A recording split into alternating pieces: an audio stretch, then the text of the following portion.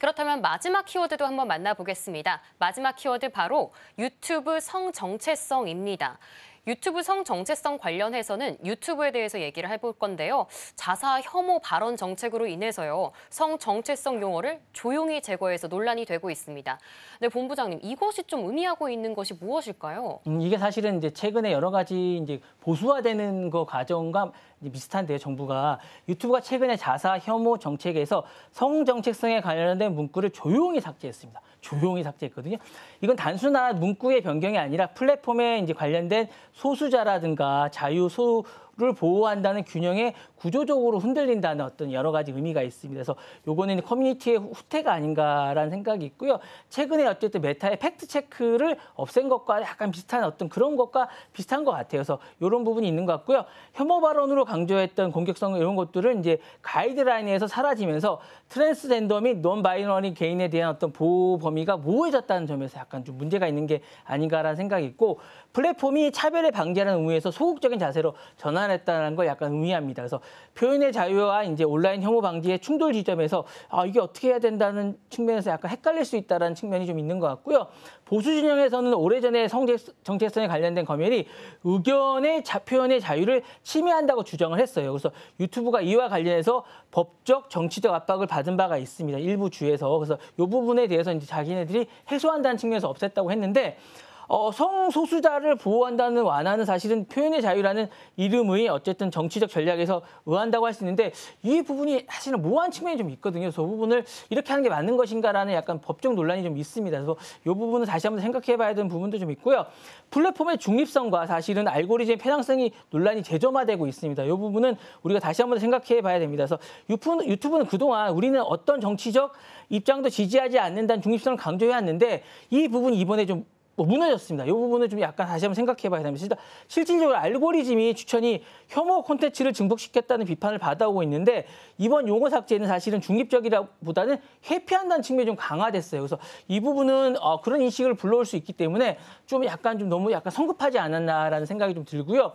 글로벌 기업이 사회적 책임을 후퇴했다라는 그런 생각도 좀 듭니다. 그래서 이 부분에 어쨌든 성정체성 문구의 삭제는 사실은 표현의 자유와 어쨌든 소수자 사이에서 균형을 재설계한다는 정치적 그런 측면에서 정치 상업적인 움직임의 일환이었을까라는 궁금증을 좀 할 수 있고요. 표현의 자유 확대라고 포장할 수는 있겠지만 결과적으로는 소수자들의 안정장치를 약화시킨 게 아닌가라는 생각이 좀 듭니다. 네. 네, 이렇게 유튜브의 성정체성 문구 삭제는요, 전 세계 디지털 공간에서 어떤 자유는 좀 지켜지고 또 어떤 권리는 소외될 수 있는가에 대한 논의를 좀 불러일으키는 것 같습니다.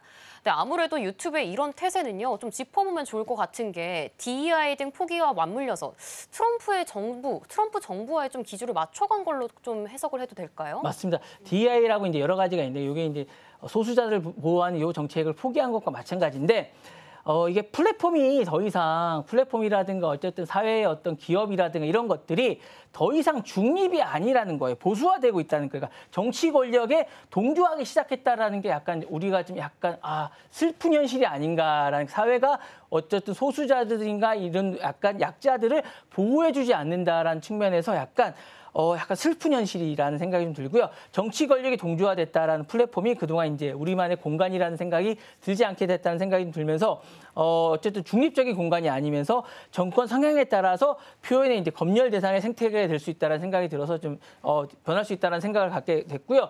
정치 변화가 인간의 어떤 윤리 기준까지 침투했다라는 생각이 듭니다. 사회 공간까지 침투했다는 생각이 들면서 정치 신념 변화가 정치 코드를 넘어서 기업의 도덕 기준까지 재편하는 현상이 됐다라고 어쨌든 생각할 수 있게 하는 그런 기준이 아닌가라는 생각이 듭니다. 그리고 표현의 자유와 소수의 어떤 권리 사이의 균형이 무너졌다는 조짐이 되고 있습니다. 그래서 이게 자유가 확대될수록 그 자유의 사각지대가 소수자를 보호할 수 있다라는 측면이 아니라 붕괴됐다는 측면도 강하게 됐습니다. 그리고 정권의 어떤 성향에 따라서 소외의 권리가 바뀌는 선택적 자유의 시대가 도래했다는 점도 시사할 수 있다는 생각이 들고요.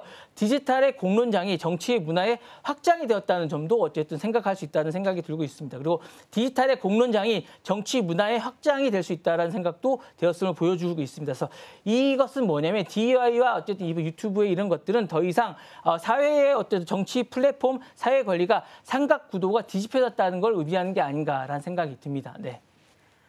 네, 이러한 유튜브의 변화는요, 트럼프 정부의 눈치 보기와도 영향이 있는 것으로 보여지고 있습니다. 앞으로 디지털 플랫폼의 방향도 트럼프 정부와 함께 체크해드리겠습니다.